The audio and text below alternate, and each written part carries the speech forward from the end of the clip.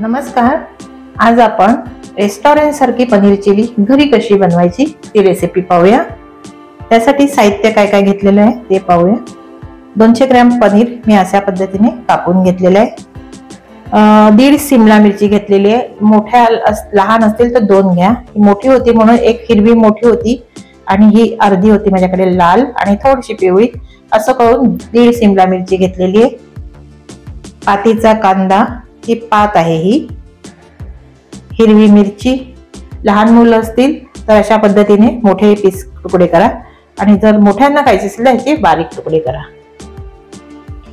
किसलेलं आलं, किसलेला लसूण, हा कॉर्नफ्लॉवर जे आपल्याला हे 3 चमचे आहे पनीर मध्ये घालण्यासाठी. कॉर्नफ्लॉवर 2 वेळा घेतलेला आहे म्हणून तुम्हाला सांगितलं की पनीर मध्ये घालण्यासाठी.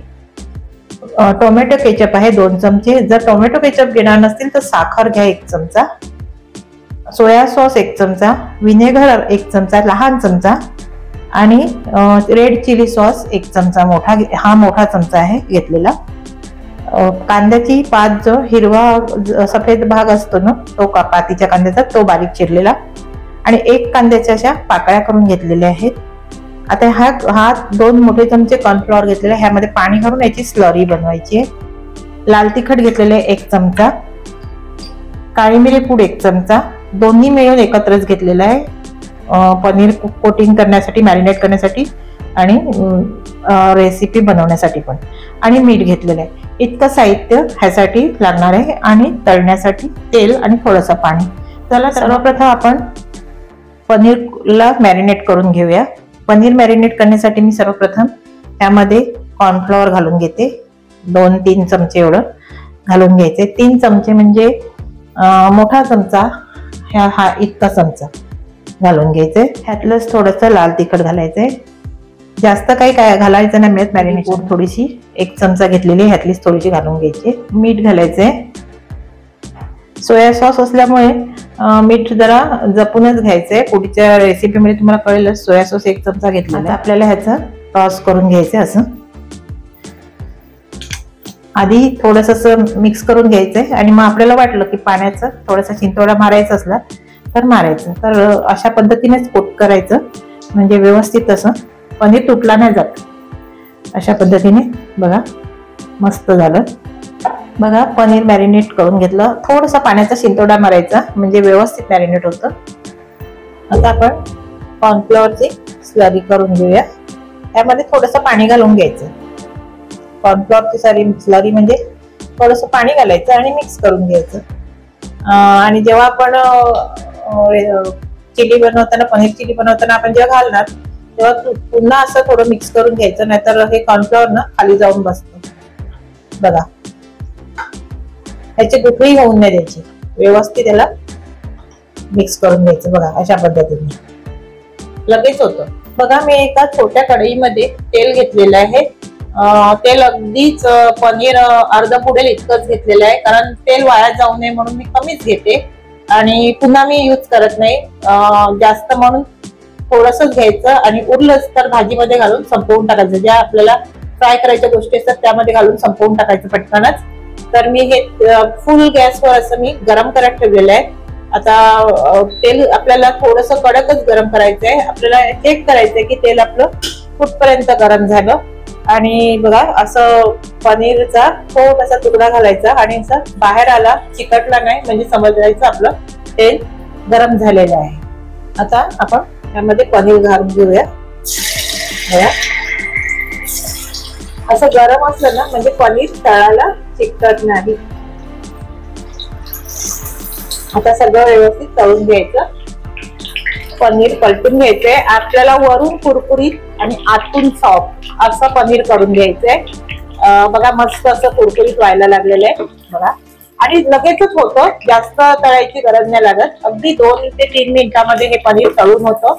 अशा पद्धतीने तळून काढून घ्यायचं. घेऊया.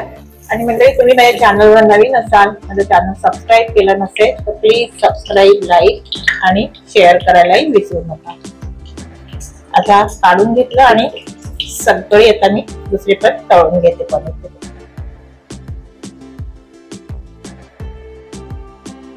पनीर सगळा तळून झालेला आहे बघा. मस्त असा कुरकुरीत वरून कुरकुरीत आणि आतून सॉफ्ट असा हा पनीर तळून झालेला आहे. मी जे पनीर तळायला तेल घेतलेलं होतं त्यातलंच मी अगदी 3 चमचे एवढं तेल घेतलेलं आहे. आता ह्यामध्ये तेल गरम झालं की आपल्याला त्यामध्ये सगळं साहित्य घालून चिली बनवायला घ्यायची. गॅसची आज फुल ठेवायची आहे आणि लसूण घालून घ्यायचे, किसलेलं आलं आणि लसूणही किसूनच घेतलेलं आहे. परतून घ्यायचंय, त्याचा थोडासा कच्चापणा घालवायचा आहे आणि ह्यामध्ये घालायचंय पटकन आपल्याला ही बारीक चिरलेला कांदा, जो पातीचा कांद्याचा वरचा भाग असतो तोच घालायचा आहे आणि असंच शिजवायचा नाही, मऊसूद नाही करायचा, असंच आपल्याला थोडंसं परतूनच घ्यायचंय. आणि हे जे चायनीज पदार्थ असतात ते आपल्याला फुल आचेवरच बनवावे लागतात. मीठ घालून घ्यायचे, मिरीपूड, काळी मिरीपूड, लाल तिखट, थोडंसं पाणी घालायचंय, एक पाव कप एवढा पाणी घालायचे आणि व्यवस्थित मिक्स करून घ्यायचे. मसाला करपू नये म्हणून थोडंसं पाणी घालून घ्यायचं. सॉस घालून घेऊया, red chilli tomato ketchup, soya sauce mix करायचं आहे. रंग बघा अप्रतिम रंग आलेला आहे आणि मस्त चायनीज सारखा सुगंध पण सुटलेला आहे. जसं चायनीज पदार्थ आपण बनवत असतात तिथे आपल्याला जसा सुगंध सुटतो तसा सुटलेला आहे. हवा पात कांद्याची घालून घ्यायची, शिमला मिरची मिक्स करून घ्यायची आहे. बघा मस्त असा रंग बघा अगदी सुरेख आलेला आहे.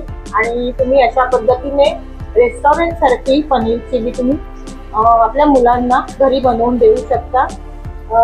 बाहेरचं चांगलं नसते असं म्हणत नाही मी, पण आपण घरी कसं तितकीच काळजी घेतो. कांद्याची थोडीशी पात घालूया, मिक्स करायचे. आता आपल्याला कॉर्नफ्लॉवरची स्लरी जी बनवलेली आहे अशी चमच्याने मिक्स करायची आणि घालून घ्यायची. कॉर्नफ्लॉवरची स्लरी घातल्यानंतर व्यवस्थित मिक्स करून घ्यायचं, कारण ती कॉर्नफ्लॉवर घातल्यानंतर जाड होऊन जाते, अशी थिक ग्रेव्ही सारखी, अशी जाड ग्रेव्ही सारखी होते बघा. आणि जर तुम्हाला थोडंसं अजून ग्रेव्ही पाहिजे असेल तर तुमचा साधा पाणी घालायचा, तर त्यामध्ये ग्रेव्ही होईल. मी आता गॅसची आज फुलच केलेली आहे, मध्ये थोडा वेळ अगदी स्लो केली होती.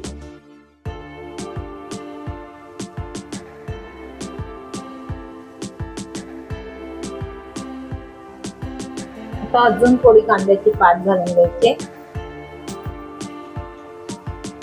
पुन्हा मिक्स करायचे.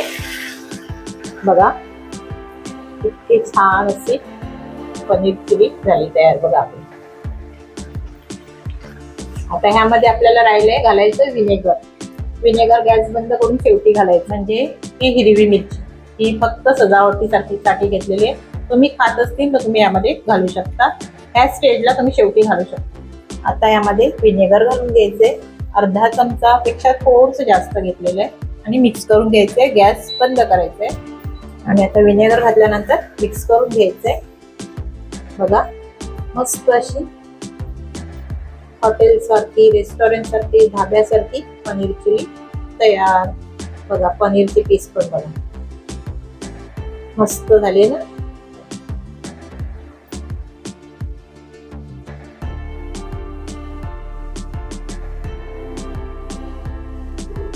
बघा मस्त अशी ही पनीर चिली आपली तयार. बघा आवडते का तुम्हाला?